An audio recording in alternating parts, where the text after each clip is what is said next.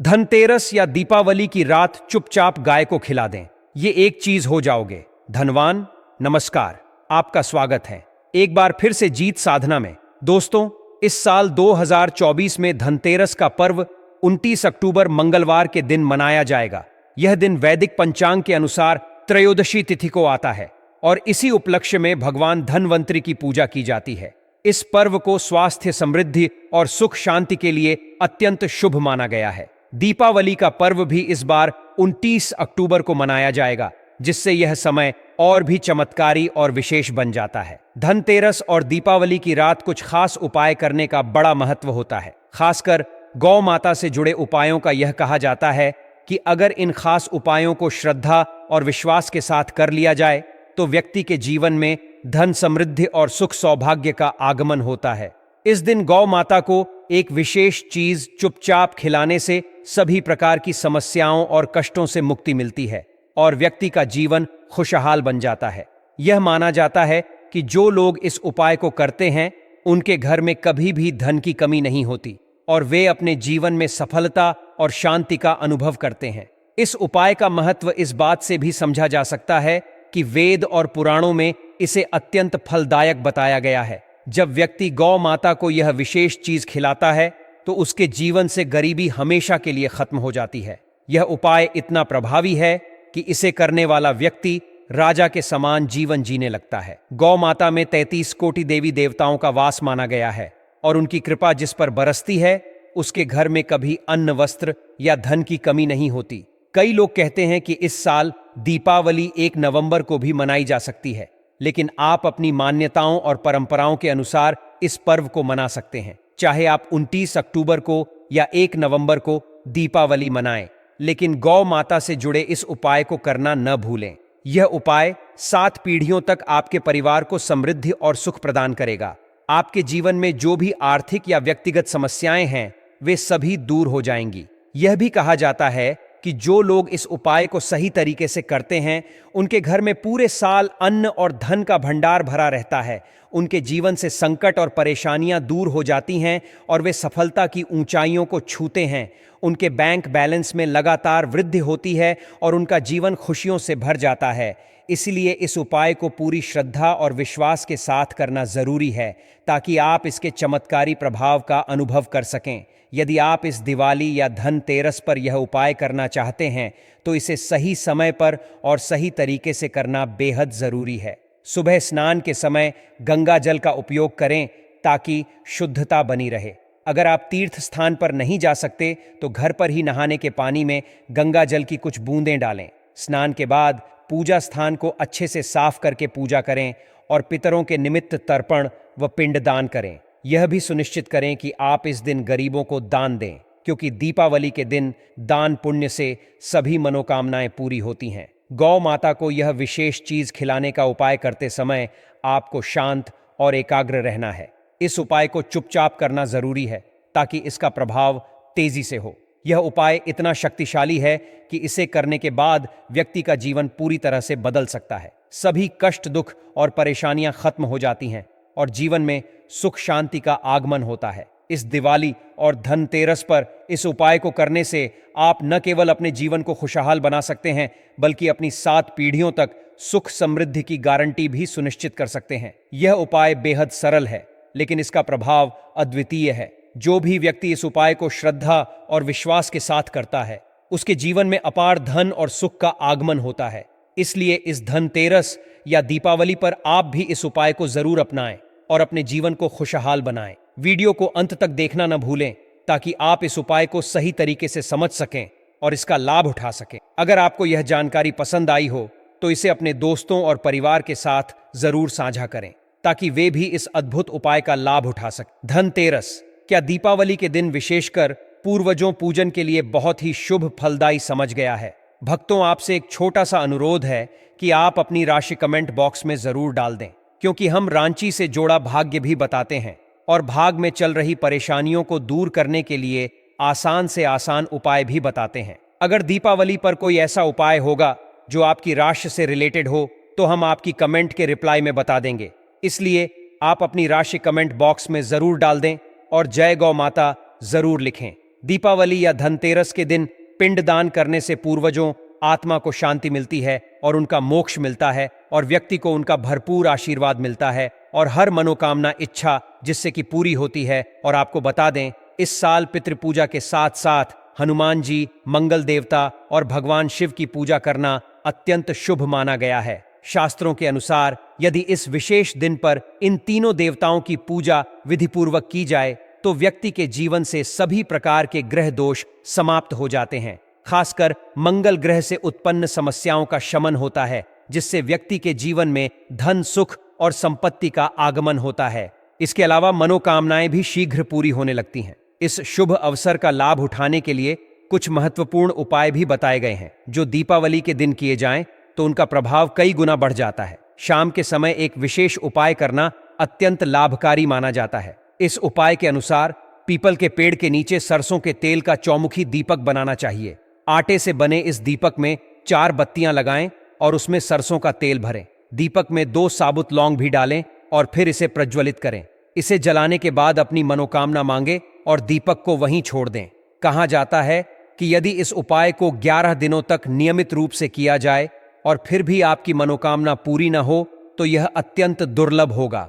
यह उपाय बहुत प्रभावी है और इसे करने से जीवन में सुख समृद्धि का आगमन होता है।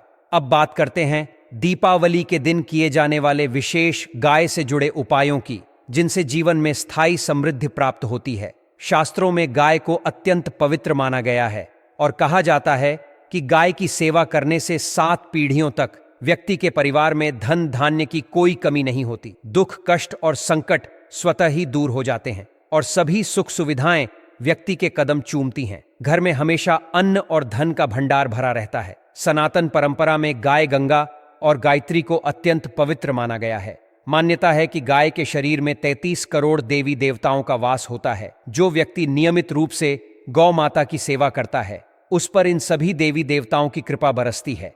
इतना ही नहीं, गाय की सेवा से इस जन्म के साथ साथ पिछले जन्मों के दोष भी समाप्त हो जाते हैं। पूजा पाठ और हवन में पंचगव्य, गाय का दूध, दही, घी, गोमूत्र और गोबर का उपयोग अत्यंत महत्वपूर्ण माना गया है। इसके बिना कोई भी धार्मिक अनुष्ठान पूर्ण नहीं माना जाता। गाय की कृपा प्राप्त करने के लिए परिवार के साथ नियमित रूप से गौशाला जाकर गायों को हरा चारा खिलाने का नियम बनाएं। ऐसा करने से शुभ फल प्राप्त होते हैं और साथ ही नवग्रहों की अशुभता का नाश होता है। गर्मियों में गाय को ठंडा पानी पिलाएं और सर्दियों में गन्ने का गुड़ खिलाना बहुत शुभ माना जाता है। यह ध्यान रखें कि गाय की सेवा प्रेम और श्रद्धा से करनी चाहिए, क्योंकि गाय देवी देवताओं का प्रतिरूप मानी जाती है। शास्त्रों में गाय से जुड़े कुछ संकेत भी बताए गए हैं, जिन्हें शुभ और अशुभ माना जाता है। यदि दूध देते समय गाय अचानक ठोकर मारकर दूध गिरा दे तो इसे अशुभ संकेत माना जाता है। लेकिन अगर यात्रा पर निकलते समय गाय अपने बछड़े को दूध पिलाती दिखाई दे तो यह यात्रा के सफल होने का संकेत होता है। यात्रा के दौरान यदि गाय की आवाज बाईं ओर से सुनाई दे या रात में गाय रंभाए तो इसे भी शुभ माना जाता है। हालांकि यह भी अत्यंत आवश्यक है कि गाय के साथ किसी भी प्रकार का दुराचार न करें, क्योंकि ऐसा करने से घोर पाप का भागी बनना पड़ता है। शास्त्रों में कहा गया है कि जो व्यक्ति गाय को कष्ट पहुंचाता है वह ऐसा पाप करता है मानो अपनी माता को पीड़ा दी हो। ऐसे व्यक्ति को नरक में कष्ट भोगना पड़ता है और अगले जन्म में उसे पशु योनि में जन्म लेना पड़ता है। आजकल यह भी देखा गया है कि लोग गायों के साथ अच्छा व्यवहार नहीं करते। जब तक गाय दूध देती है तब तक उसकी सेवा की जाती है, लेकिन जैसे ही वह दूध देना बंद कर देती है लोग उसे बेसहारा छोड़ देते हैं। गायों को सड़कों पर भटकने के लिए छोड़ दिया जाता है, जहां उन्हें भूख और दुर्घटनाओं का सामना करना पड़ता है। कई बार बीमार होकर ये गायें दम तोड़ देती हैं। इसलिए यह बहुत जरूरी है कि हम गायों के प्रति अपने कर्तव्यों को समझें और उनके साथ सम्मानपूर्वक व्यवहार करें। गाय केवल धार्मिक दृष्टि से नहीं बल्कि समाज और प्रकृति के संतुलन के लिए भी महत्वपूर्ण है। गाय की सेवा और संरक्षण से न केवल हमारे जीवन में सुख समृद्धि आती है, बल्कि यह समाज और पर्यावरण के लिए भी लाभकारी है। कथा है कि गौतम मुनि ने गलती से गाय को डामर दिया था, जिससे गाय मृत्यु हो गई थी और इस पाप से मुक्ति के लिए इन्हें वर्षों तक तपस्या करनी पड़ी। भगवान श्री कृष्ण जी ने बैल स्वरूप में आए वृद्ध आश्रम का वध कर दिया था, जिससे मुक्ति के लिए भगवान श्री कृष्ण को संपूर्ण तीर्थ को एक कुंड में बुलाना पड़ा और इस कुंड में स्नान से वह पाप मुक्त हो गए थे दोस्तों। साथ ही साथ पानी पी रही गाय को भागते हैं, वह घोर पाप के भाग्य बनाकर नरक भोगते हैं, ऐसा पुराणों में बता गया है। जबकि जो लोग गाय के लिए प्याऊ और 4 घर बनवाना चाहिए, भक्तों, ऐसे व्यक्ति भाग्यवान होते हैं। ऐसे लोग घोर पाप से मुक्त होकर स्वर्ग पाए जाते हैं और बड़े ही धनवान कल में जन्म लेकर सुख भोगते हैं। और साथ ही साथ आराम कर रही गाय को कष्ट देकर कभी भी उठाना नहीं चाहिए। कहते हैं कि जिस स्थान पर गाय बैठी है वहां से नकारात्मक ऊर्जा खत्म हो जाती है। गाय के बैठने जगह को जो लोग नियमित साफ रखते हैं, वह जन्म में किए गए जाने अनजाने में पापों से मुक्ति हो जाती है और गोलू लोक में स्थान पाते हैं। गाय को डंडा मारकर उठना, पानी डालकर उठाने से मनुष्य पाप का भागी बनता है और अगले जन्म में उसे दर दर भटकना पड़ता है। और साथ ही साथ शास्त्रों में बताया गया है कि गाय का दूध उसके बछड़े के लिए होता है। गाय के बछड़े से बचा हुआ दूध ही मनुष्य को लेना चाहिए, परंतु कुछ लोग एक एक बार गाय को दूध लेने बाद फिर से बछड़े के लिए बचा हुआ दूध भी धो लेते हैं। ऐसा करना घोर पाप कहा जाता है। ऐसे दूध को धोने वाला और ग्रहण करने वाला दोनों ही पाप के भागी बन जाते हैं दोस्तों। साथ ही साथ शास्त्रों में कहा गया है कि गोवंश मतलब गए और बैल के पीठ पर नहीं बैठना चाहिए। इन पीठ पर बैठने से महापाप लगता है। ऐसे लोगों को नरक को यातना भोगनी पड़ती है। एकमात्र देव के अंश के उत्पन्न नदी ही ग है, जिस पर स्वयं महादेव और महादेवी सवारी करती हैं, क्योंकि नंदी ने स्वयं अपनी इच्छा से महादेवी वक्त सवारी बनना स्वीकार किया था। और साथ ही साथ शास्त्रों में गाय के दान को बहुत ही महत्व दिया गया है, परंतु ऐसी गाय का दान कभी नहीं करना चाहिए जो बुद्धि और बीमार हो।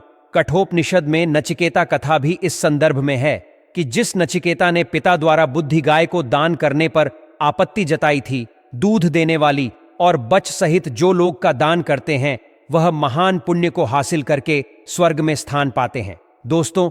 साथ ही साथ सूर्य चंद्र मंगल शुक्र युक्ति राहु से हो तो पितृदोष होता है।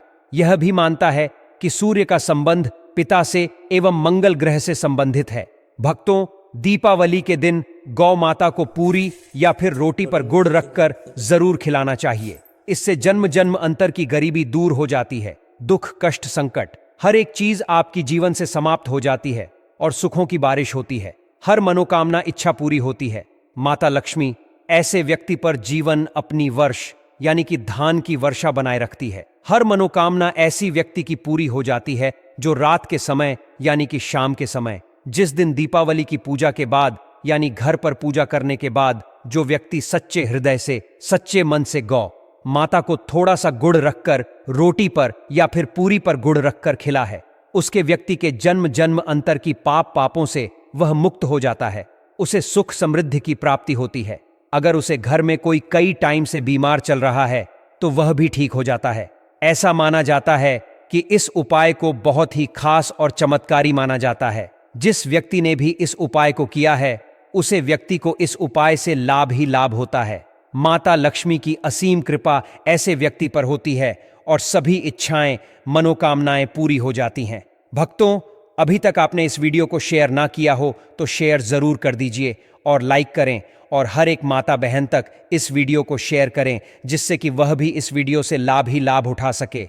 इसीलिए आप वीडियो को शेयर तो ज़रूर ही करें और अभी तक आपने महायोग टीवी चैनल को सब्सक्राइब ना किया हो तो सब्सक्राइब ज़रूर करें।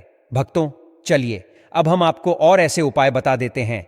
अगर आप इस उपाय को नहीं करना चाहते तो कोई और उपाय भी हम आपको बता देते हैं। मान्यता है कि सूर्य का संबंध पिता से एवं मंगल का संबंध होने के कारण सूर्य यदि शनि राहु या केतु के साथ स्थित हो या दृष्टि संबंधी हो तथा मंगल युति राहु या केतु से हो तो पितृदोष होता है। इस दोष से जीवन संघर्ष में बन जाता है।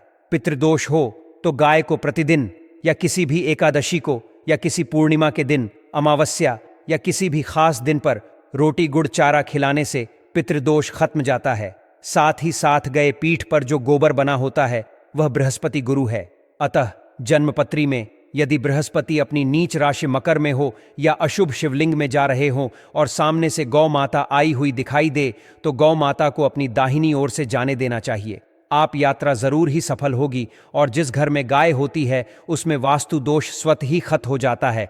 और साथ ही साथ आपको बता दें कि गाय को आप भी रोटी बनाएं, प्रतिदिन ताज़ी रोटी ही बनाएं। गाय को अगर आपने रोटी बनाई है तो कोशिश करें कि उसे रोटी को आप तुरंत ही गाय को दे दें। अगर आप उसे रोटी को रख दें और उसे रोटी को अगले दिन देंगे तो वह रोटी बंसी मानी जाएगी। गाय को कभी भी बासी रोटी ना दें, इससे घर में नकारात्मक ऊर्जा वास करती है और जो भी काम आपके बनने वाले होंगे वह काम भी आपकी बिल्कुल भी नहीं बनेंगे। इससे आपके घर में हमेशा दर्द देवता का वास रहेगा और आप जिस भी काम को करेंगे उसे काम में आपको हमेशा असफलता ही हाथ लगेगी।